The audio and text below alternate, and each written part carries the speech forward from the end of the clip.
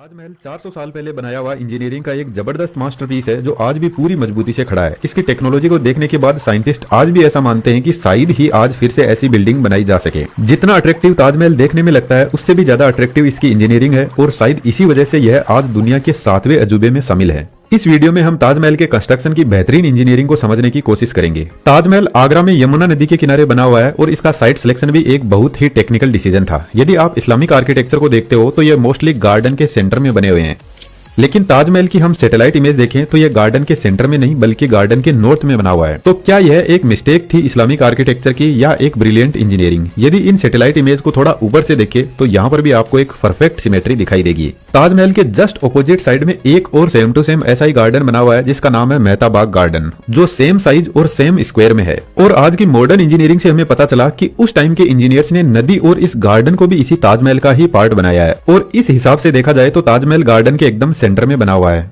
और ताजमहल को मेहता बाग गार्डन से देखा जाए तो यहाँ से भी यह एक शानदार लुक देता है। इसके साथ नदी से यदि आप ताज को देखोगे तो नदी में ताज का शानदार रिफ्लेक्शन दिखाई देता है, जो असल में इंजीनियर्स के दिमाग में ब्रिलियंट विजुअल्स थे ताजमहल को लेकर कि यह बनने के बाद में कौन सी साइड से कैसा दिखेगा।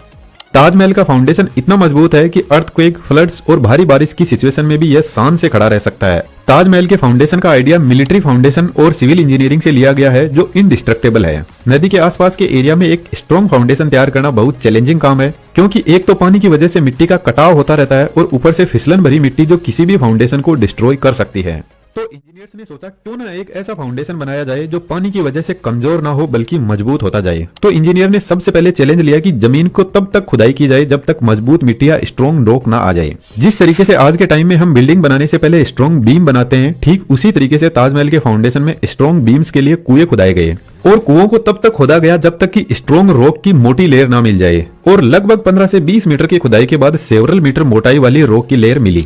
1632 में जब ताजमहल का कंस्ट्रक्शन स्टार्ट हुआ तो उस टाइम तक सीमेंट का आविष्कार नहीं हुआ था। तो इंजीनियर्स को एक ऐसे मोर्टार की जरूरत थी जो स्ट्रॉन्ग भी हो और पानी के साथ में मजबूती से टिका रहे। तो उस टाइम तक एज ए मोर्टार लाइम ही था जिसको चूना बोला जाता है। और आज भी बहुत सारे लोगों की चॉइस सीमेंट की जगह चूना ही होता है। कुआं बनाने के लिए सबसे पहले राउंड शेप में वॉल बनाई गई और फिर इसमें वुडन पाइलिंग की लेयर सेट की गई और सेंटर में एक लकड़ी की शाफ्ट सेट की गई और फिर चारों तरफ छोटे छोटे पत्थरों को भी भरा गया और साथ में चूना को भी भरा गया। फिर एक और वुडन पाइलिंग सेट की गई और फिर से लाइम और पत्थरों को साथ में भरा गया। इन छोटे छोटे पत्थरों को मलबा भी बोलते हैं। इस तरीके से 100 से भी ज्यादा कुएं बनाकर एक मजबूत फाउंडेशन तैयार किया गया जिस पर ताजमहल को बनाया गया।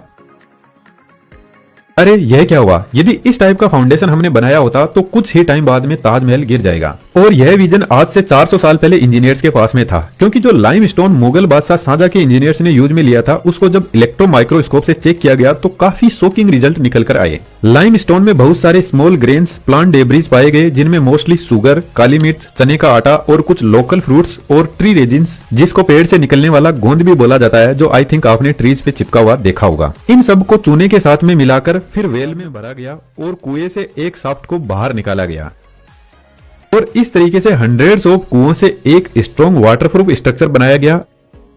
अब यहाँ पर ध्यान देने वाली बात यह है कि इन वेल के अंदर लकड़ी एक मेन कंपोनेंट है और रिवर के पानी की वजह से यह जो वेल है उनके चारों तरफ पानी भरा रहता है और यह पानी एक ऑक्सीजन फ्री एनवायरनमेंट क्रिएट करता है। और वेल में लगी हुई लकड़ी पानी में हमेशा भीगी हुई रहती है और लकड़ी पानी में ज्यादा मजबूती से रह सकती है जब तक उसको ऑक्सीजन ना मिले। तो यहाँ पर ताजमहल का फाउंडेशन यमुना नदी के पानी से ज्यादा मजबूत होता जा रहा है। लेकिन आज के टाइम में इंजीनियर्स के लिए एक बड़ी चुनौती यह भी है कि यमुना नदी का पानी सूख रहा है, जिसकी वजह से लकड़ी धीरे धीरे सूखने लगेगी जो फाउंडेशन में इनस्टेबिलिटीज क्रिएट कर सकती है। तो यहाँ पर फाउंडेशन की रेगुलर वॉचिंग रखी जाती है। यमुना रिवर के आसपास के एरिया में भी यदि आप घूमने जाते हो तो आपको वहां पर ऐसे कुएं बने हुए दिख जाएंगे जो शायद मिट्टी के कटाव को रोकने के लिए बनाए गए थे।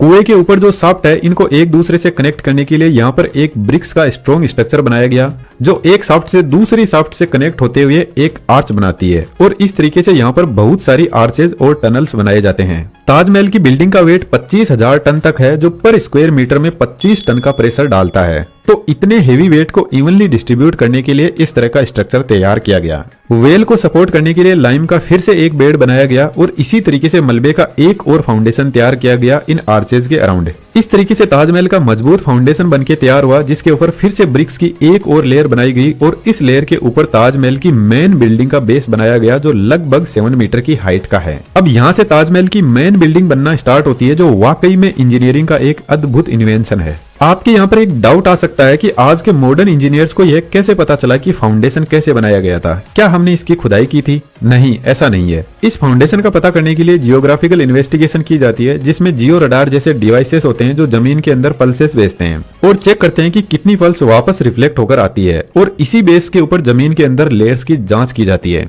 दोस्तों, एक बहुत बड़ा कंफ्यूजन है लोगों को हमारे एनिमेशन के कोर्स को लेकर। कुछ लोग बोल रहे हैं हमें ह्यूमन एनाटॉमी सीखना है, कुछ बोल रहे हैं हमें इंजीनियरिंग एनिमेशन सीखना है, और सब लोगों की अलग अलग डिमांड रहती है। तो उन सभी से मेरा हाइट 73 मीटर है और यह एक परफेक्ट सिमेट्रिकल बिल्डिंग है। आप ताजमहल को किसी भी साइड से देखो यह सेम ही दिखता है। इंटरेस्टिंग बात यह है कि आप ताजमहल को चांद से देखो या 2 सेंटीमीटर की दूरी से देखो, यह आपको एकदम परफेक्ट सिमेट्रिकल दिखेगा। इसकी मेन बिल्डिंग एक परफेक्ट क्यूब है जो हर साइड में 58 मीटर स्ट्रेच हो रखा है। ताजमहल बहुत सारे इल्यूजन क्रिएट करता है, जिसमें से एक सबसे इंपॉर्टेंट है इसके डोम का स्ट्रक्चर, जिसका डायमीटर 18 मीटर है। जब आप पूरी बिल्डिंग को बाहर से देखते हो तो इसकी हाइट 73 मीटर है, लेकिन जैसे ही आप इसको अंदर से देखते हो तो अंदर से इसके डोम की हाइट बेस से ओनली 35 मीटर है और आउटर डोम यहां से 38 मीटर की हाइट पर और ऊपर बना हुआ है। और ऐसा इसलिए क्योंकि यहाँ पर डबल डोम स्ट्रक्चर यूज हुआ है। ताजमहल को बनाने में सिर्फ 18 इयर्स का टाइम लगा, जबकि आज के मॉडर्न साइंस का मानना है कि ऐसे स्ट्रक्चर को बनाने में 100 से भी ज्यादा साल का टाइम लग सकता है। लेकिन पुराने टाइम के इंजीनियर्स ने इसके कंस्ट्रक्शन को फास्ट करने के लिए डबल डोम डिजाइन को यूज किया।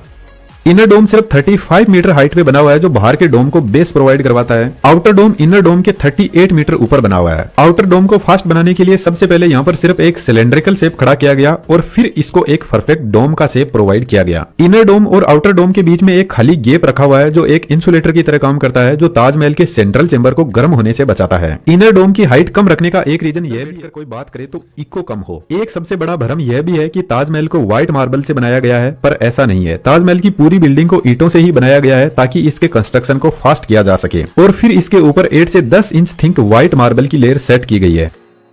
अब ताजमहल का डोम वैसे तो आपको परफेक्ट सिमेट्रिकल दिखाई दे रहा है। यदि हम इस डोम को डिवाइड कर दे 2 हिस्सों में तो इसके लेफ्ट का पार्ट स्लाइटली राइट के पार्ट से हल्का सा बड़ा है। अब ऐसा क्यों है, इसके पीछे रीजन का तो पता नहीं है, लेकिन मॉडर्न साइंस ऐसा मानती है कि शायद यह कोई एक ह्यूमन मिस्टेक ही थी। ताजमहल में जो व्हाइट मार्बल लगा हुआ है वह राजस्थान के मकराना शहर से लाया हुआ है, जो डोलामाइट से बना हुआ है, और यहाँ का मार्बल वर्ल्ड वाइड फेमस है। इस व्हाइट मार्बल की खास बात यह है कि यह लाइट के साथ में बहुत अच्छे से इंटरेक्ट करता है, और इसी वजह से ताजमहल दिन के अलग अलग टाइम में अपना कलर भी चेंज करता रहता है। लेकिन यदि आप इस मार्बल को नजदीक से देखोगे तो इसमें कुछ डिजाइन बनी हुई है, और यह डिजाइन कोई कलर से नहीं बनाई गई है। यहाँ पर असल में जेम स्टोन यूज किया गया है मार्बल के अंदर। ऐसी डिजाइन बनाने के लिए मार्बल के अंदर ऐसी जगह बनाई जाती है और फिर मोर्टार से स्टोन को अंदर चिपका दिया जाता है। और ताजमहल के अंदर जो स्टोन यूज हुआ है उसको एग्जामिन करने से पता चला कि इसमें कुछ स्टोन ही इंडिया में मिले हैं, बाकी ऑल ओवर वर्ल्ड से मंगवाए गए, जिसमें अफगानिस्तान, अफ्रीका, ईरान जैसे देश भी शामिल है। लेकिन आज के टाइम में ताजमहल का मार्बल स्ट्रगल कर रहा है हमारी वजह से। ताजमहल के आसपास में फैक्ट्रियां और गाड़ियों के पोल्यूशन से इसका मार्बल येलो होता जा रहा है। लेकिन आर्कोलॉजिकल सर्वे ऑफ इंडिया इसका पूरा ख्याल रखते हैं और रेगुलर क्लीन करते रहते हैं, और इसको क्लीन करने के लिए बेहतरीन एशियन टेक्नोलॉजी यूज करते हैं, जिसका नाम है मुल्तानी मिट्टी। माइक्रोस्कोपिक लेवल पर रिसर्च करने पर पता चला कि मुल्तानी मिट्टी के अंदर पोटेशियम, सोडियम, कैल्शियम और एल्यूमिनियम के मोलिक्यूल होते हैं, जो आज के टाइम के टॉक्सिन्स को अच्छे से एब्जॉर्ब कर लेते हैं और वापस ओरिजिनल प्योरिटी को रीस्टोर करते हैं। तो खासकर जो बॉयज और गर्ल्स कॉस्मेटिक्स पर बहुत पैसा फेंकते हैं ब्यूटी के लिए, वह मुल्तानी मिट्टी यूज कर सकते हैं, जिसने ताजमहल को 400 सालों से इतना चमकदार बना रखा है। तो हमारी तो उम्र ही कितनी है। यदि आप ताजमहल के मेन क्यूब का स्ट्रक्चर देखोगे तो यह ऑक्टागोनल शेप में बना हुआ है, जिसको हस्तबिस्त डिजाइन भी बोलते हैं। और सबसे इंपॉर्टेंट बात यह है कि ताजमहल के अंदर यह हस्तबिस्त डिजाइन आपको हर जगह देखने को मिलेगी। सेंट्रल चेंबर की डिजाइन भी कुछ ऐसी ही बनी हुई है, जो ऑक्टागोनल शेप में है, जिसमें टोटल 8 चेंबर बने हुए हैं। इसके अलावा यदि ताजमहल की छत को हम दूर करें तो इसके कॉर्नर में भी कुछ ऑक्टागोनल शेप में रूम बने हुए हैं, और इन सभी रूम में भी टोटल 8 दरवाजे बने हुए हैं। ताजमहल का जो मेन एंट्रेंस गेट है, जिसको ईवान बोलते हैं, इसके पीछे भी एक रूम बना हुआ है, और इस रूम में एंटर होते ही आपको 3 गेट दिख जाएंगे। एक गेट सेंट्रल चेंबर में जाता है, जहां पर मुगल बादशाह शाहजहां और मुमताज की फेक कब्र बनी हुई है, और 2 साइड में गेट जाते हैं दोनों कॉर्नर में बने हुए ऑक्टागोनल शेप वाले रूम तक। यह रूम भी सेंट्रल चेंबर से कनेक्ट होते हैं, इसके साथ में ईवान के पीछे बने हुए रूम से भी कनेक्ट होते हैं। अब ताजमहल की हस्तबिस्त डिजाइन के पीछे मेन रीजन इस्लामिक कल्चर को बताया जाता है, और जो आर्कोलॉजिकल डिपार्टमेंट के इंजीनियर्स है उनका भी यही कहना है कि अकॉर्डिंग टू कुरान, सवरक के 8 दरवाजे दरवाजे हैं और उन्हीं के आधार पर ताजमहल को डिजाइन किया गया है। और यही same to same pattern Taj Mahal के गार्डन में भी देखने को मिलता है, जिसको 4 बाग गार्डन बोलते हैं, जिसमें 4 जलधाराएं और 4 बाग होते हैं, जो स्वर्ग के 8 खंड का प्रतीक है। जब आप ताजमहल के एंट्रेंस से एंटर होते हुए सेंट्रल चेंबर में पहुंचते हो, जहां पर मुगल बादशाह शाहजहां और मुमताज महल की कब्र बनी हुई है, यह असल में फेक टॉम्ब है। इसके अंदर कुछ भी नहीं है, इनको सिर्फ डिजाइन के पर्पज से ही बनाया गया है। इस टॉम्ब पर बहुत हाई लेवल की टेक्सचरिंग की गई है, जिसको यदि हम इस 3D एनिमेटेड वीडियो में बनाएं तो हमें भी कम से कम 5 से 6 महीने का टाइम लगेगा इस वीडियो को प्रोड्यूस करने में। असल में शाहजहां और मुमताज की कब्र इस चेंबर के नीचे एक और चेंबर बना हुआ है, जहां पर ओरिजिनल कब्र है। जैसे ही आप मेन गेट से एंटर होते हो तो नीचे की तरफ कुछ ऐसा रास्ता जाता है जो मेन टॉम्ब तक पहुंचता है, जहां पर पब्लिक को जाना अलाउड नहीं है।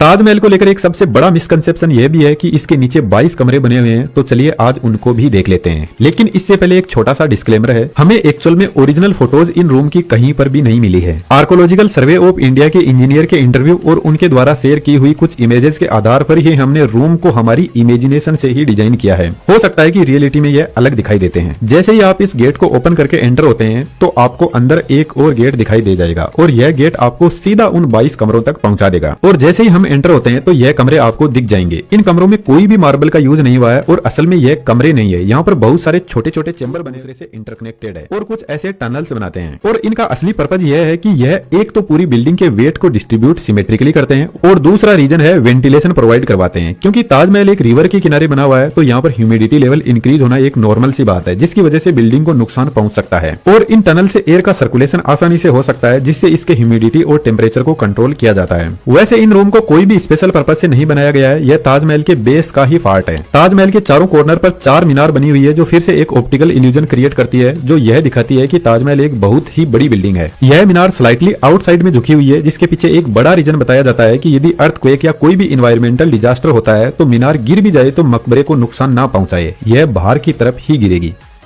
इन मीनार के अंदर भी स्पाइरल सीढ़ियां बनी हुई है, जिनकी हेल्प से ऊपर जाया जा सकता है। अब ताजमहल का एक पूरा ओवरव्यू देख लेते हैं। ताजमहल का यह मेन एंट्रेंस गेट है। जैसे ही आप एंटर होते हो तो आपको ऐसा लगेगा जैसे किसी चीज से पर्दा उठाया जा रहा है और ताजमहल आपके सामने अनवेल होता हुआ दिखाई देगा। इसके बाद में सबसे पहले आप पहुंचोगे 4 बाग गार्डन में, जिसकी लेंथ 100 मीटर की है। इसके बाद में एक सैंड स्टोन का बेस बना हुआ है और इस बेस के ऊपर एक साइड में एक दरगाह बनी हुई है। ताजमहल की दूसरी साइड में गेस्ट हाउस बना हुआ है, जो पुराने टाइम के स्पेशल गेस्ट के लिए शायद बनाया गया था। इसके बाद में ताजमहल की मेन बिल्डिंग का बेस आता है, जिसके ऊपर इस शानदार मकबरे को बनाया गया, जो शान से दुनिया का 7वां अजूबा बनकर खड़ा है। और हमें इस बात का प्राउड भी है कि ऐसा शानदार स्मारक अपने देश भारत में बनाया, जो हर साल वर्ल्ड वाइड 70 लाख लोगों को अपनी तरफ आकर्षित करता है। उम्मीद करता हूँ ताजमहल आपको इंजीनियरिंग